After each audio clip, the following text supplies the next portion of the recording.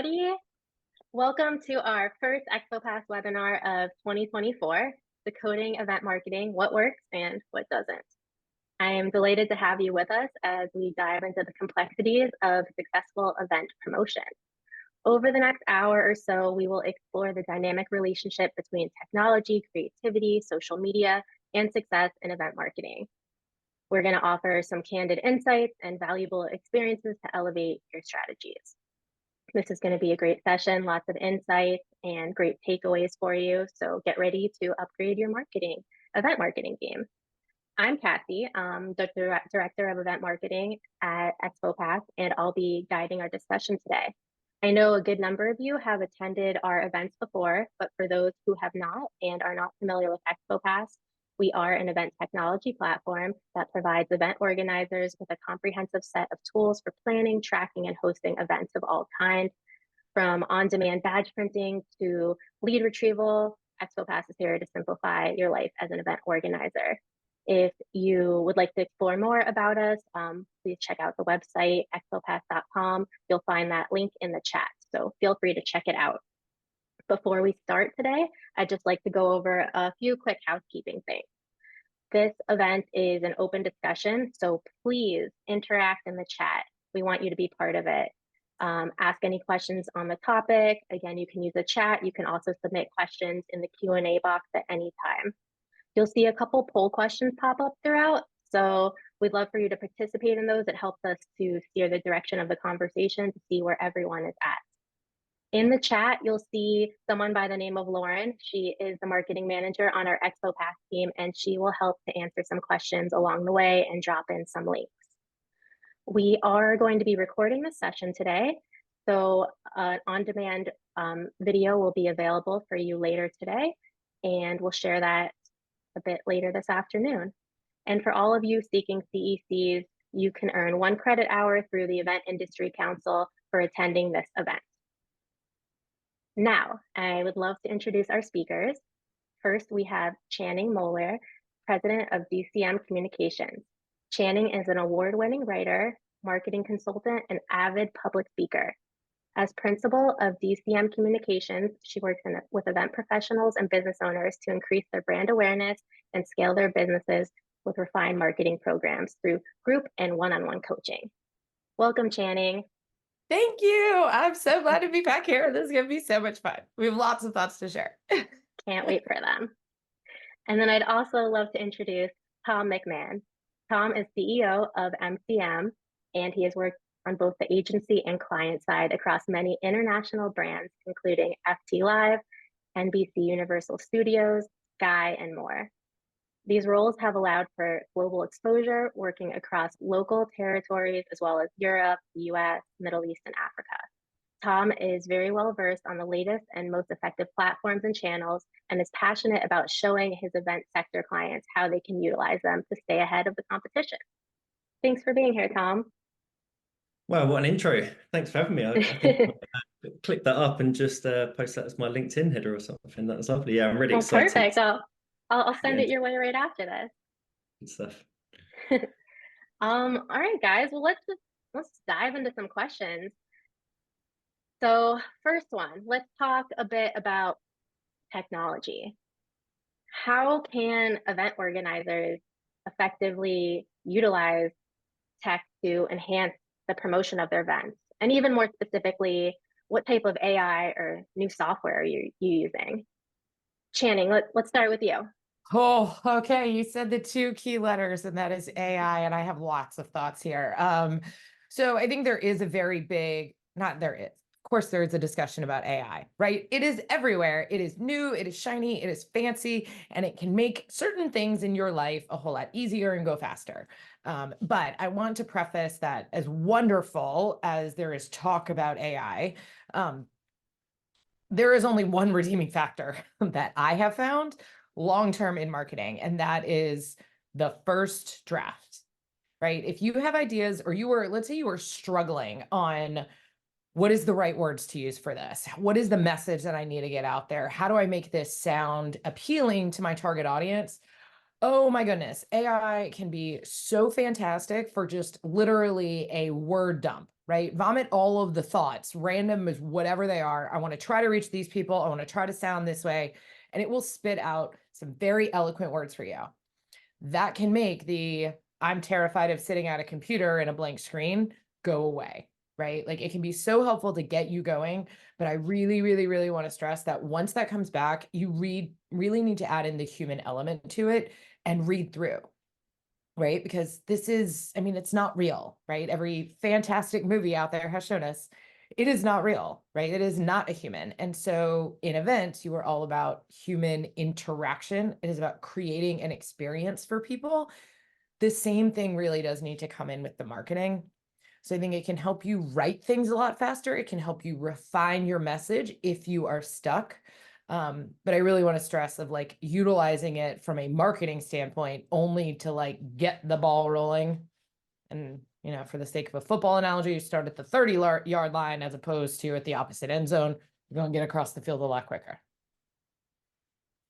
I know Tom has additional adds to how AI can be wonderfully beneficial. He's a little more positive than I am about the benefits of AI. I don't know. I think my stance is pretty similar. I think it was interesting when we were chatting briefly. I've had quite a lot of fun over the past 6 months or year or so, almost arguing with people that are super pro AI or scared of it and think it's going to come and it's going to replace creativity and it's going to do all of these bits.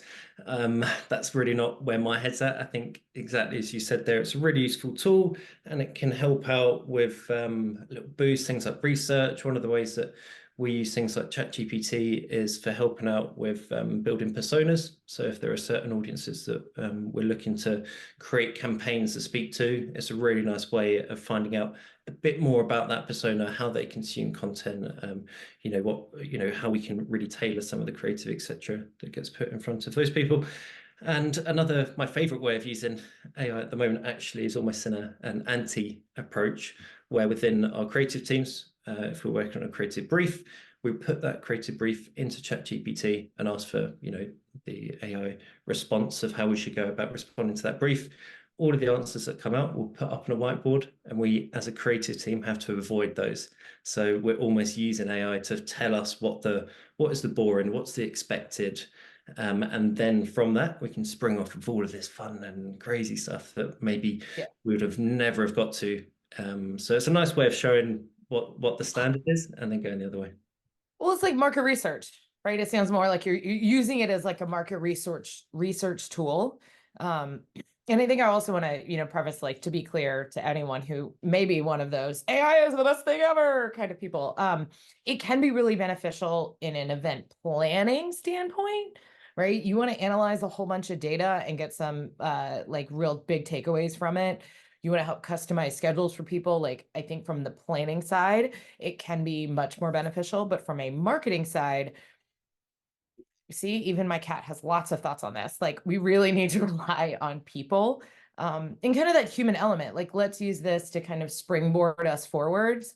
And especially when it comes to images as well, I know there's some AI out there that can help you create graphics. You want to use it to get started, wonderful. But intellectual property is still a very big, fat, gray area, and you want to make sure that you own whatever you take. I'm so sorry, y'all. I don't know why she feels the need to chat as much. Sorry. Oh, we can't even hear her. You're good. But we would love to hear her if she wants to chime in on AI. Screaming in the background. To. I'm so glad. Thank you. Thank you. It's not a baby I'm ignoring should she decide to get louder, I promise. But I'm with both of you on AI. I call it, especially like ChatGPT or Bard, I like to call it my initial brainstorming buddy, especially if you don't have someone to talk to about, what you're working on. But then it's kind of like, then I take it from there and we'll see where we can go with it with the human element added to it. Yes. You both did just kind of start touching on this, but I'd like to go a little more into detail with the rise of AI in event marketing. Do you think any roles in marketing could be replaced by AI at any point? Do people need to be worried about that? I mean, the intern you give the crap jobs to maybe to start, but like even then, like interns do so much more, right? Like It's not going to be replaced. It's just not. I think it's the same way that we were worried that, you know, having the self-checkout, not maybe we, because I'm a little bit younger, I realize, but like there were generations that were worried having an ATM means we're never going to have bank tellers again. Y'all, we still need bank tellers. They still exist. Yes, we can get money faster, but we still need human interaction. And also, like I say, look back to like every movie, right? Any movie about robots or the rise of robots and Transformers taking over the world. And at the end of all of them, and what the pandemic taught us is that we still want humans. And this is the event industry. So clearly we have realized in-person, face-to-face interaction is paramount for people. So I think it will help save time and it can make employees more efficient. I think it can get people thinking in a different way. But I don't think anyone should be worried about it taking their jobs. And if they are, we got to have a whole separate discussion about an abundance mindset versus a scarcity mindset, because no good creativity comes out of a scarcity mindset. Yeah, I completely agree. I think for anyone that is worried about, you know, that kind of threat of AI, it's going to be important to stay across it and stay informed of, you know, how it can be utilized because, you know, no matter how much it grows in the near future anyway, it's still going to need people and brilliant creatives and brilliant marketers to utilize these tools. The same way, if we look back at the past 100 years of advertising, there's always been something new that has, you know, been coming up, like, you know, when TV advertising launched for the first time, or online advertising, or social, there are still all of those things. There are still going to be the need for that creativity and the marketing science to go into it to really power them. And until there's a point where we're going to be speaking and targeting ads at AI, then it's only then would AI create really good content. We're still speaking to humans. We're still speaking to real people that are going to connect on an emotional level, which is where creativity can always kind of, you know, always, you know, win. So you actually just triggered a thought in me when you're like, we're speaking to AI. It made me think about branding. It's a little bit of a deviation, but still factors in with the marketing. But like, if you are branding a business, anytime you even look at ads anywhere, you're not buying from my logo. That's not why you decide to work with my company. That's not like the logo is not why you get a Coca-Cola, right? Or why you go to buy, you know, Noon Hydration, my favorite thing. Like the logo may catch your attention, but it's the storytelling and the marketing behind it. It's the way that they endear you to their brand. It is the brand is more than just the logo, right? In that same fashion, events are more than just the words we put on a page. The marketing is more than what can like just be spit out there. It's about that storytelling element, and it is about tapping into those human emotions. So like long term, whether we're talking about branding, the kind of storytelling across the bottom is really the foundation of all of this and our inherent human need to connect with others. Otherwise, we would continue doing only virtual events forever. We would never meet people in person. It'd be like the Jetsons on steroids type of scenario. And we're way past, I think that was only supposed to be like 2000 or something. And here we are. We still like sitting in the same room with other people. Go figure. Exactly. It's that magic and that spark that does come from human interaction. There's an ad campaign that I've been following closely here in London over the past couple of weeks, and it's a gym called Gym Box, and they've always been a really cool gym. They've got DJs and stuff in there and do really cool classes. But they've run a print campaign recently, and it's all over London, and it's got a really simple tagline that says "Wings at 2 a.m., legs at 10 a.m." And this has come up from a study of getting to know their members really well, that people are going to the bar in London after work on a Thursday or Friday. They're heading home via the chicken shop and having chicken wings, whatever, and then getting up at 10 a.m. and still going and doing that class and still doing the DJ bit. And a really smart line at the bottom that reads, I'm butchering this a little bit, but something like "made for London life" or something. And as a Londoner and someone that's lived in London, gone to those gyms, ate the chicken wings and then trained legs at 10, I am obsessed. I absolutely love it. And that for me is the spark that you get from, you know, being a real person and living those experiences, working with people that are doing the same, and that kind of untangible feeling of being a Londoner. And it's the same with all cities and all countries. Those are those really nice ways in. So that for me gives me the faith that creativity and human interaction and understanding of real human stories and journeys is still so powerful. Absolutely. Agreed. So you both just touched a bit on creativity, and that's kind of where we're going to go to next. Before we do go there, I'm just going to throw a poll question up for our audience. So let me get this up here. All right. So just asking, how often do you excuse me. How often do you refresh or update your creative strategies for event promotion? I think I need more water for my gigantic water glass. That wonderful marketing product placement. That is actually Stanley, right? The perfect Yes, example of storytelling made right? all of the difference. That is the same product that has been out. It was aimed at like fishermen and outdoorsmen and all of these other things. And now what happens? It's a totally different Everybody. audience. They told a Mm, different story, but they kept the product the same because they connected with women and it changed the game for them. I'm not going to try to quote the revenue numbers because I guarantee I'll get it wrong. And I like oh. saw it on Instagram, which we all know is not reality. Although it's getting a little closer these days. So Yeah.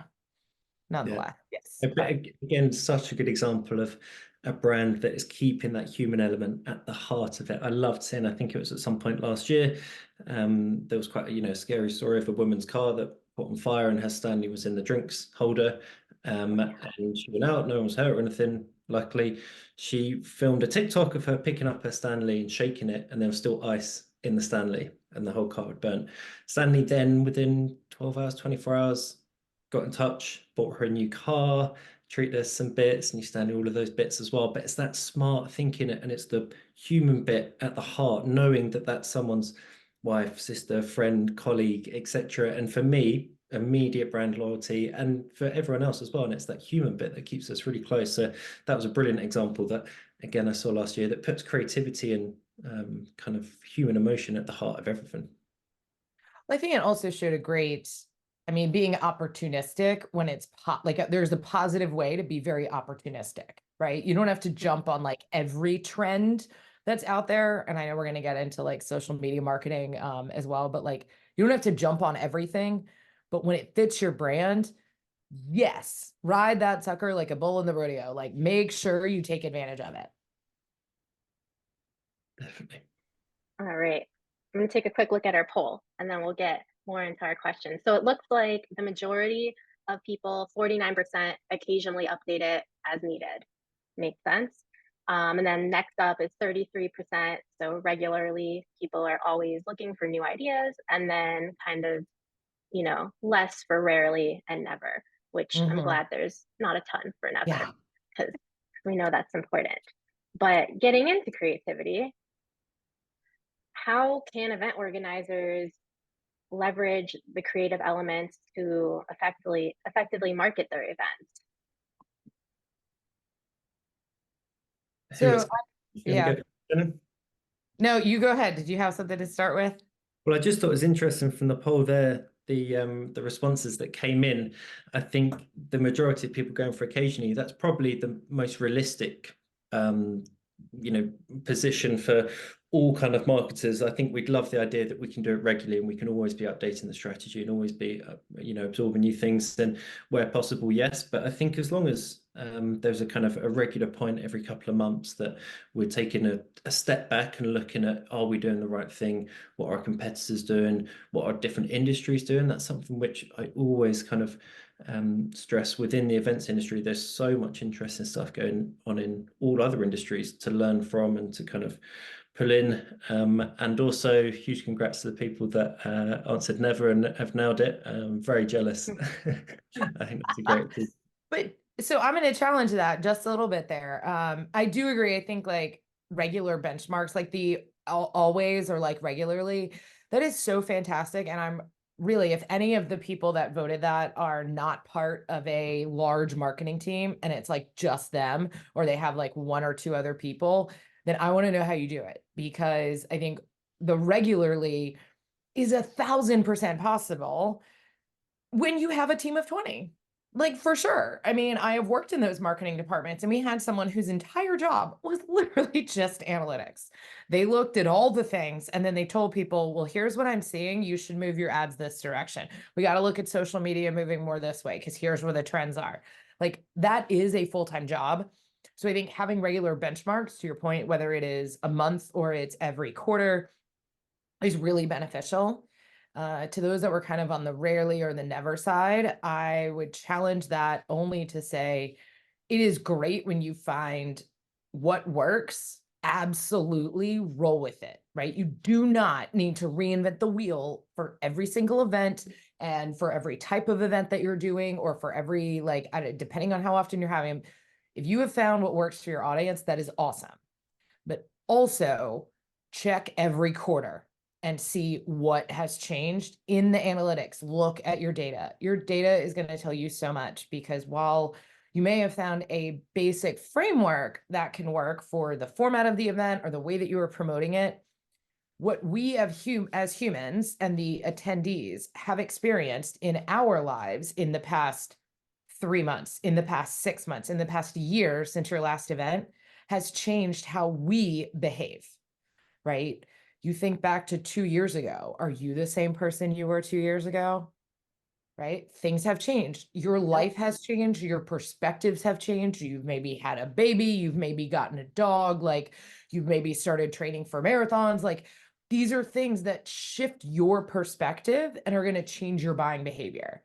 So think about how you might have changed, and then remember, okay, I'm trying to connect with people. We have a general idea, but let's make sure that the data patterns are actually continuing to prove that.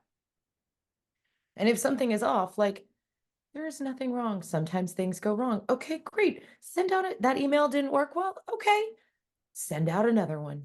It's real simple. It's not worth burning the house down. It's also not worth crying over. Not every email is going to be the most successful. We test. And if it works, amazing. If it doesn't work, then we make a tweak to one thing and we try again. I think it's such a good point, Shannon, and something that we started doing over the past couple of years is, as well as benchmarking our successes and our KPIs of where we want to get to, we've also got benchmarks for our failures. We want to be failing every quarter, because without failing, you're not going to learn. I think it's been happy to get things wrong, and with a lot of the clients that we work with, having those open discussions that we're going to try this and we're going to see kind of where we get to, and that can be really, really useful. And I think just going back to the original kind of part of your question there, Cassie, around the importance of creativity, we've seen with a lot of the campaigns that we run for different events that have been paid campaigns, and they've been successful paid advertising campaigns that have run for 10 years or so, and have always used the same creative with kind of generic messaging. What we've done recently is we've started introducing tailored creative for each stage of the funnel, for each platform, based on people's wants and desires, and really tailoring. And of course, the campaign looks better and it feels better, it's more fun, and that's super important, and that's great. But from a return on investment point of view, we've seen the performance of these same campaigns using the same budgets double, and the cost per conversion, the cost of getting someone to attend, has halved. So we're effectively doubling the marketing budgets and making all of the activities so much more efficient, just by kind of really thinking about what creative should be used, what copy, and how we're going to be speaking to those individuals on a human level. So I think you hit a really good point there. And basically we were talking about when you did where they are in the funnel, like you did segmented messaging, right? And I think that something we talk about mostly with email usually, right? Email marketing is you need to do segmented. Like, once someone is registered, they should still be hearing from you up until the event. That's how you get them excited about coming and ready to be engaged on site. But they should not be getting the same message that they got, or that the people who haven't registered have gotten, right? You need to tailor it, acknowledging, yeah, you already signed up for this, so we're going to tell you something different, but still want you to get excited to come, as opposed to the one who is not registered yet. And it's like, here's all the reasons you want to be there, right? You want to get, hello, Hamilton, you want to be in the room where it happens. Like, that's the message, getting them to sign up. And then once they're there, it's like, oh, here's all the things that are going to happen on site. So when you tailor that, you're not only, to your point, going to get people, your budgets will go up because you're going to get better conversions, but also once they actually get on site, even if it is on a digital site, they're going to be what we're seeing right now, engaged in the chat. They're going to be ready to chat. They're going to be ready asking questions. They're going to be having feedback for you, which means your brand is then going to be stickier in the long run when they walk away than if they just showed up and were like, womp womp, like, I don't want to be here. And then they checked out and were checking their email all day. Like, that's not what you want.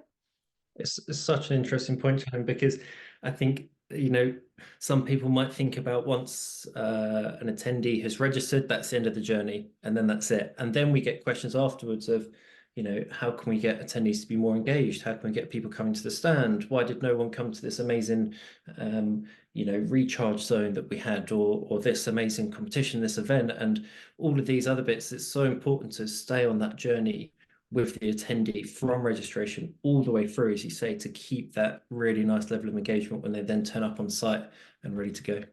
Yeah. Like, there's that old saying, like, if you build it, they will come. I'm like, no, if you build it and you tell them about it and you get them excited about what's going to happen there, then they will come. Otherwise, like, no, this is why marketing exists. We need to tell people, right? Think about all the times that you saw me, you're like, oh, I didn't know that was happening. Wished I could have gone to it. Now you know that person or event needed better marketing. Yeah. And you need to tell them several times. You need to tell them, like, yo, we have, I mean, what is it? There's a whole section of the internet all about just like, hello, overwhelmed, right? Any hashtag is like, I'm at my limit. I developed what I like to call Scarlett O'Hara syndrome. And I'm like, no, I can't think about that today. I'll think about that tomorrow because I got to compartmentalize. And there are some things I literally push it out of my brain. So yeah, when somebody follows up, I'm like, yes, today we needed to follow up. Or that's why I set that reminder, because we all only have so much we can deal with. So yeah, sometimes they need that fourth email, that fifth email, that seventh email to remind them to register simply because life got in the way. Mhm. So we have a couple great questions in our chat that I'd like to hit on. All right, let's start with this one from Haley, and then we'll go back to a previous one. But she's saying that she's been feeling burnt out lately, and it's hard to fire up creativity. Are there any recommendations or exercises to restart that creative mindset? Yes, I have two. And I actually just wrote a blog about one of them because I haven't yet to publish it. But I have what is called the 2F rule. And it is not the F you're thinking about. It is food and fresh air. Like, I kid you not, but I tend to find, and I hope others can relate to this, that I get very overwhelmed if I sit here and I'm just like doing things and doing things. And then I'm like, oh my God, there's 10,000 things coming at me, but I still need to write this email or this article or create this thing. And then my head it's just too much. I'm like, oh, I want to just throw it all away and do none of it. 9 times out of 10, it has been more than 5 hours since I have put calories into my body or gotten up out of my seat. Time can be a funny thing, right? And so during those times, I'm like, you know what? Yes, Snickers had really great advertising this way. They're like, they're not you and you're hangry. It's true. Like, so get some food, go for a walk outside, go for a run outside. Like, it is currently below 0 here in Chicago. So I realize how hard it is to say that, but it really does make a difference to kind of get the creativity flowing. I also sit there, and this is where I think Instagram can be very beneficial for us, is scroll through what are other people doing? Like, take their ideas. If they did a good idea, take their idea. Now give them credit for it in a comment or in the bottom of the caption, but like, you were inspired by this. Like, there's so much out there. I think finding what seems to make other people happy can be helpful, but for me, the creativity starts flowing more when I walk away from this. I get out of my office, I go for a run in the middle of the day, I take my dogs out for a longer walk, and I always take my phone with me so that when I do get an idea, I may do voice notes. And I just pull up like the notepad and I write whatever I thought about in that moment. I use voice dictation, get it out there. I can send it to my computer and refine the copy later. But when you have the thought, jump on it. I'm a voice note fan as well. I have so many, some that don't make sense, some that I go back to, and I'm like, this is great. Yes, it is. But I think the biggest thing is you got it out of your head, right? If it sits around in there, it's just going to simmer and it could turn into a total block.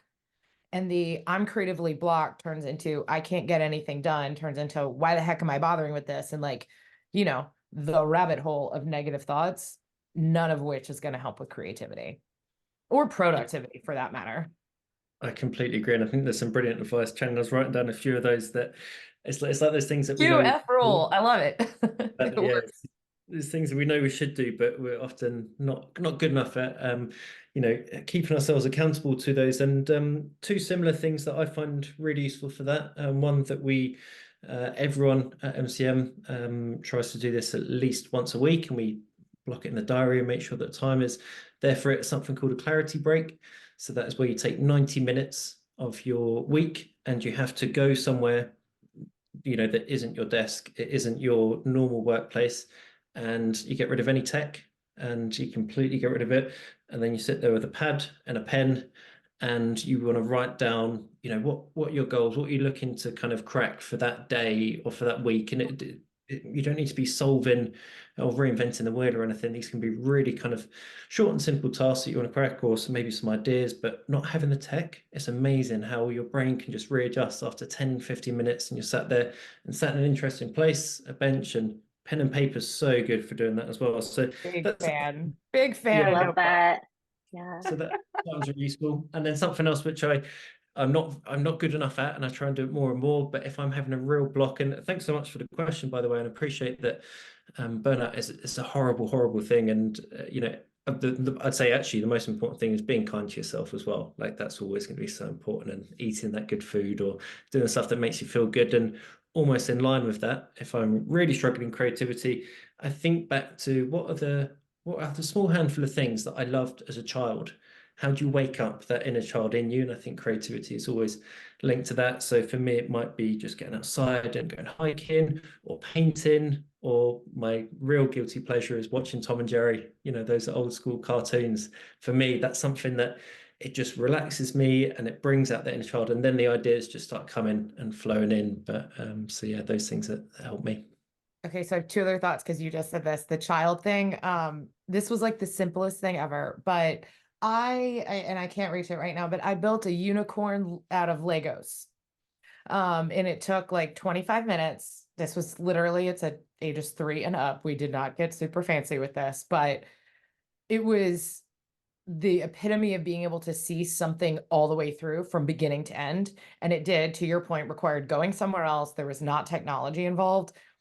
The amount of joy that it brought to me that day got all of the excited juices kind of flowing. And I think the other thing I would recommend for those that are like really burned out and just like, I don't know how can I get any of this stuff done? Because it seems like there's so much, I just want to walk away, is to go for the walk outside. But then the next thing is a technique that I do on what I call my squirrel days.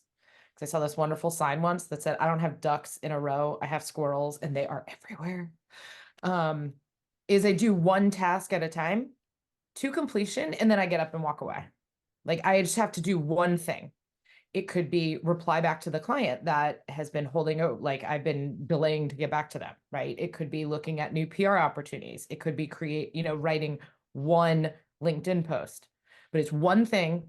And then you can get up and go to do something else, right? You can go for a walk. You can say hi to somebody. You can do the laundry that has been there, or whatever it is. But all I have is the requirement to do one task, and then I can get up. And what I find is that after I do that ancillary task somewhere else, I'm able to come back and it's like, okay, we just got to do one thing that is on this list. And then I get to get up again. And next thing you know, the day has gone. You've actually gotten a lot more done than if you would have just sat still and tried to be like, no, focus on this. You've got to get this stuff done. Because stress just totally is the enemy of creativity and effective marketing. You can create marketing, but it's not going to be effective if you're just stressed out while you're trying to do it. I'm going to take all of those and incorporate them in my week. I'm excited. But we're going to get into some social media event marketing, and I'm going to throw up another poll question. Mm-hmm. So putting that up there, just curious for our attendees, what social platform are you struggling with the most to promote your event marketing? And while everyone's thinking on that, and before we get into the social, we did have another question in the chat that I'd just like to touch on. We had a question asking about how do you develop accountability and work with your sales team to provide you data, I'm assuming to provide the marketing team data for events. I want to ask a follow-up to that person, whoever it is, if you could drop in, are you in the office with salespeople, or are you remote? Because I have different suggestion depending on what's there. Both. Okay. There you go. Well, what has always been the most effective for me, if you're in the same office, because especially if you are at a larger company, things can get very siloed between them. Get your booty up and walk over and physically walk in front of the person that you need to talk to in sales and be like, here's the deal. You need this to happen. I need this to happen. How can we make this work? It's just like sales in general. It is a lot harder to say no to somebody when you are face to face, but also it like immediately breaks down the barriers, because it is easy to put off an email or a meeting. But I think if you can go to them and be like, look, I have this data here, or I want to get XYZ data to show the value that's coming after this event or before this event that's right here. Like, I want to tie these together. How can we work on this? You will start brainstorming with other people, and it is going to be a lot easier.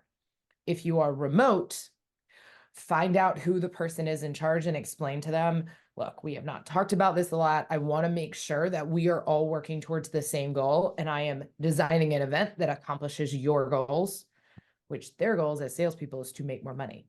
So real simple, if you can talk to salespeople about numbers and actually come to them, I want to understand what numbers matter the most to you. I really want to make sure that I am delivering on this, or I'm customizing, or vice versa. Bring it back to the numbers and the business end of it. And they're going to be much more open to the discussion, and you can learn what really matters to them and kind of tailor your events to that. I saw something else about that. Yeah, I completely agree, Chairman. I think that's a really nice way of putting it. And I think the underlying thing is there is making sure that there's buy-in across both teams. And a nice technique that we've used to kind of ensure that within MCM, and also when working with our client sales and marketing teams, as I say, a really nice technique is each team goes to the other team. So let's say it's the creative team or the marketing team would approach the sales team with really kind of open and honest, look, this is our biggest challenge that we've currently got within the marketing team. How would you tackle it? And vice versa for the sales team, taking this to the marketing team, this is the biggest challenge we've got in sales. How would you tackle it? And although, each team might not have the right solutions, it's a really nice way of bringing the boundaries down and getting that kind of joint buy-in together, that everyone's in it. And often there's some really nice approaches that can come out of that. But that's quite a nice technique that, we've used in the past. But just making sure that everyone's bought in, and it isn't, oh, that's not marketing's responsibility, that's the sales one, or vice versa. It's kind of, how can we join all of this up and work together? All right, I was just replying back in the chat to this. You need just regular accountability. Make sure they understand you're not trying to hound them. You're not trying to, so what you're trying to do is like make sure that your event is accomplishing their goals, or what you are doing is complementing what they are doing, because in the end, you're after the same thing, which is more sales or better brand loyalty or more engagement on site or an easier sales process. Like whatever that goal is, find out where you have that common ground, and then set up a weekly event or a bi-weekly. If they don't want to show up for this, they don't, then go up a level, right? We are all professionals though. So like, hopefully they realize we're after the same thing. They should want to buy into this as well, because you're making their job easier. But then you can just go up. Absolutely. Yes. All right. Elizabeth, what social media is the best to promote events? That's actually exactly what we're about to get into. So I just shared the poll. I'd say I'm not surprised of the answer that the majority is struggling with TikTok. So TikTok, and then Instagram, and then the rest, LinkedIn and X, are about the same percentage. So let's TikTok talk about is social. Tom's domain. So I'm going to let him Yes. roll there to start with. Yeah, Tom, can you tell us a little bit about how people are using TikTok for event promotions? Like, how can you use it for business? All that good stuff. Definitely. So yeah, really exciting one. I think I would have been surprised if the answers came back and TikTok wasn't in the top in terms of the ones that people are struggling with a little bit at the moment. So it's been really interesting to watch the platform continue to grow over the past couple of years. And a couple of myths that we can get away from right away is The first one with TikTok is often we get pushback that my target audience aren't on there.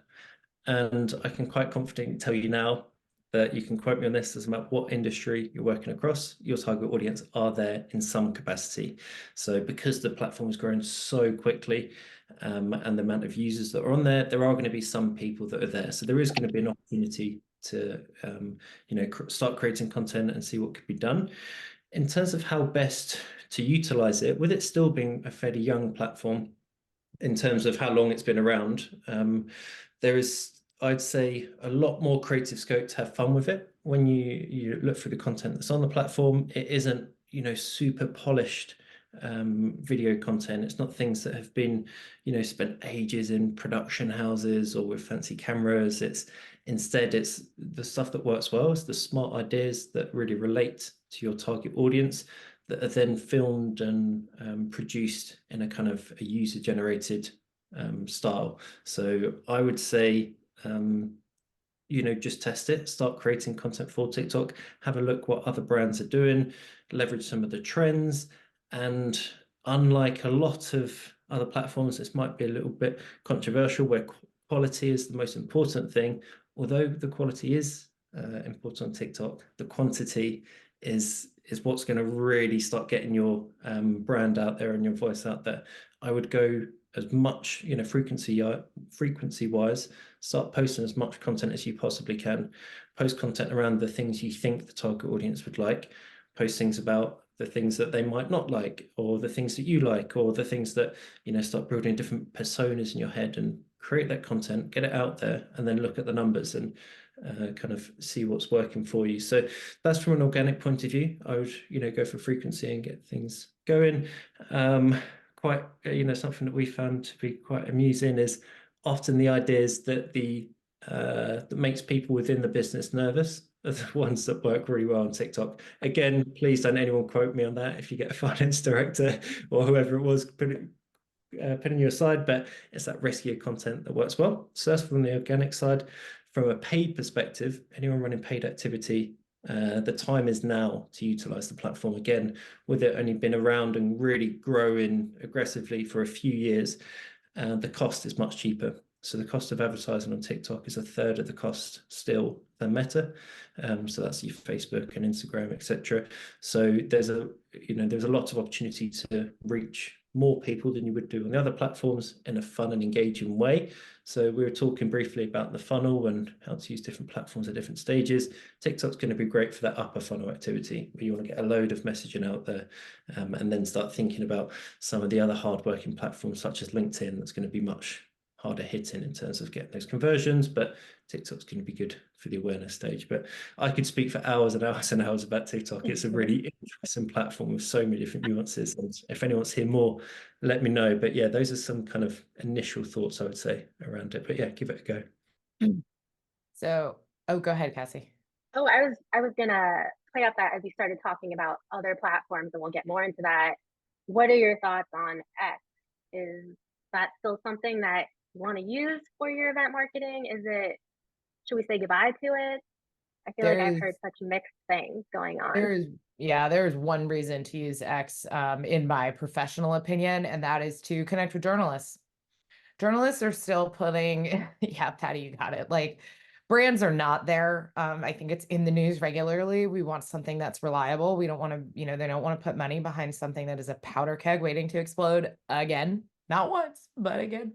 So that being said, journalists are on there. So if you want to develop a relationship with journalists, or you want to see what press queries are out there where someone might want to write about your event, or write about one of your speakers, and therefore it mentions the event, or write about something cool your brand is doing, it is a great way to get in touch with them and start to build those relationships. That's about the only value I can say that's in there, because the one thing that has not changed about it is that in order to gain ground, you want to talk content, we're talking 12 plus times a day on X if you want to start to see traction to your things. It is not the Instagram is like anywhere from 1 to 3 posts a day, you're going to start seeing a lot of growth. But it's 12 plus times a day. And that's a lot. I mean, if you have a whole marketing department, you got someone who can specialize in just X, run with it. Give it a solid test. I am in marketing. I absolutely believe in testing. It is a fantastic way. And maybe it will be your biggest success or your most epic failure, but you will learn from it guaranteed. If you have more finite resources, let's kind of go with what we know works. Which is where I was going to follow up the TikTok discussion with Instagram, because depending, everyone, like to Tom's point, everyone is on these platforms. It's a matter of how often they are there and what they are there for, right? Like there are some of us that spend a lot of time on there and actually meet people. You make friends, you start following others, you get inspiration for business, you get tips on how to do things more effectively. And that is also where the things that work the best are the behind the scenes, right? Like at this moment, I have a phone set up right over here recording all of this. And then I will do a sped up video of it, add some tips about effective ways to do marketing, event marketing on top of it. And boom, I have a reel. And apparently a big thumbs up, because I don't know why Lindsay loves to do this randomly. But nonetheless, like it's something that people want to see. Okay, there's so much that goes on. Like every event is an opportunity for marketing. And I mean, down from like the fun things like choosing your decor and getting your linens there, to printing out things, to actually sending out, if you do special invites or you do gifts to other people, record yourself doing all the things on the back end. It also tends to be a great way to establish job security, so that other people realize like, hey, we need event planners because we usually see all of the final product, but here's all of the work that it takes to get there. I would like to also address a quick question that I see popped up here. That is, any recommendations for reaching a niche audience? And I think with that, you need to find out where they are. And this is where I like organic is absolutely wonderful. And I will speak to, let's say you're on Instagram and you really want to get top of the funnel. You want to get just in front of a lot more people. Create something that you're like, yes, this video and the 3 tips or the 3 reasons you want to attend or what you're going to miss out on by not being here. Like create a sense of FOMO, make those captions a lot more detailed. The text on the screen doesn't have to be a lot, but put a lot more in the caption, and then put $10 behind boosting that reel to get in front of more people, right? And how do you find them? Think about, this is what I love about advertising Meta. What are the publications that your target audience is reading? If they are reading, you know, it's motorcycle maintenance monthly, great. That means they like the motorcycle maintenance monthly on Facebook. That means you can target people who follow motorcycle maintenance monthly, right?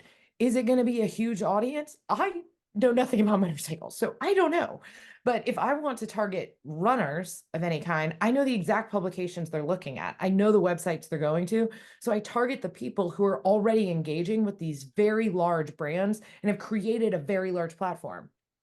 It's the epitome of like, let me, hang on to the coattails of Runner's World and get in front of all those same people, but doing it with my personality there, with my presence, right? Like you can totally harness things. This goes back to you don't have to reinvent the wheel scenario.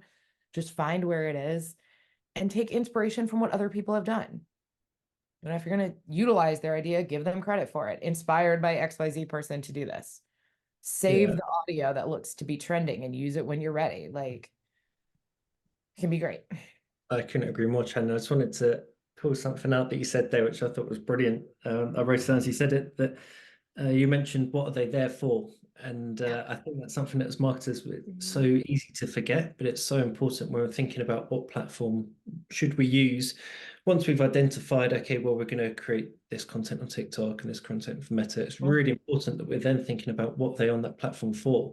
If we're thinking of placing an ad or some content into, I don't know, Instagram stories or Reels, we need to really think about that our target audience.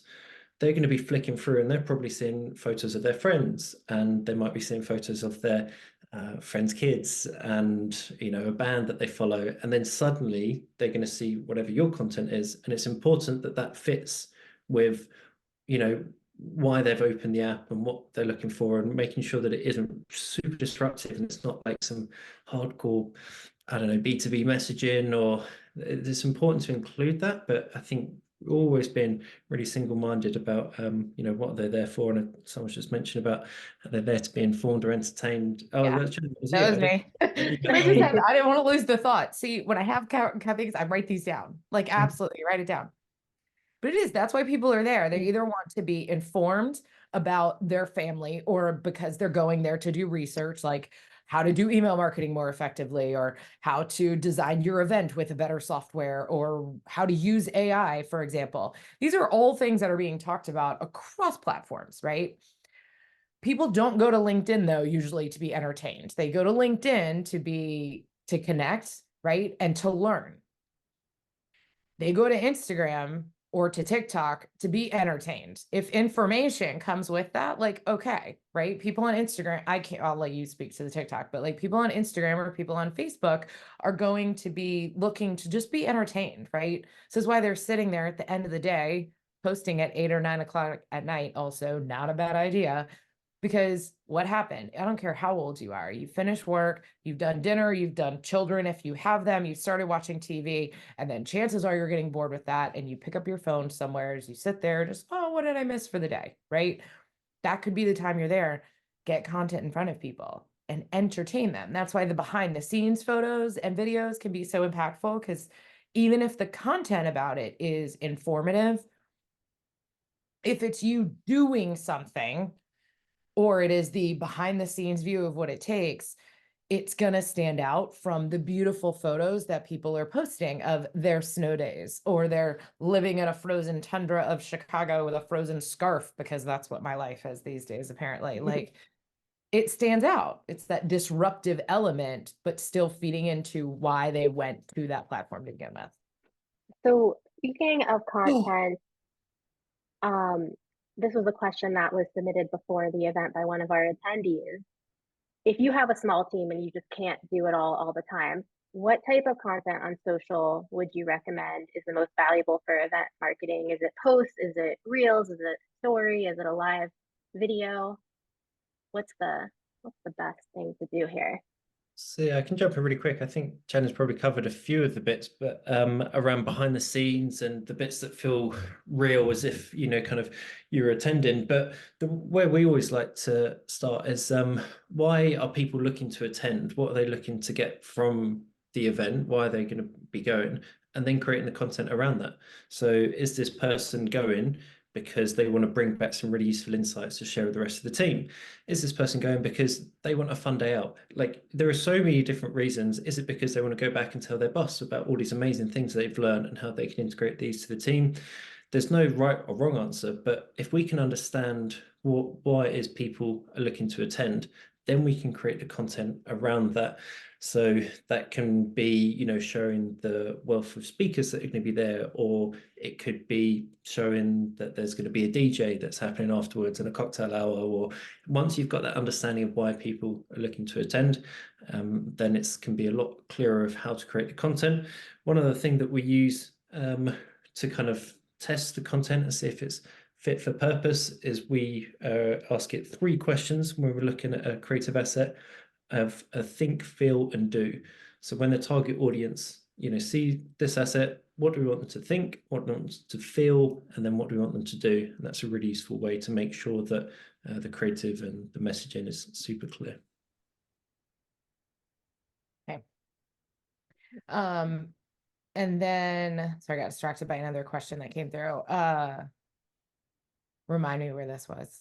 Yeah, Question. so I'm guessing you're probably talking about the email question that we mentioned earlier, and that actually is the next topic we have here. And we do have about 10 minutes left, so let's see how much we can talk about this. Also, just want to let everyone know attending, if there are questions in the chat and Q&A that we don't have time for, we will have a follow-up article and we will try to answer all of those other questions, so you can still get some good answers there.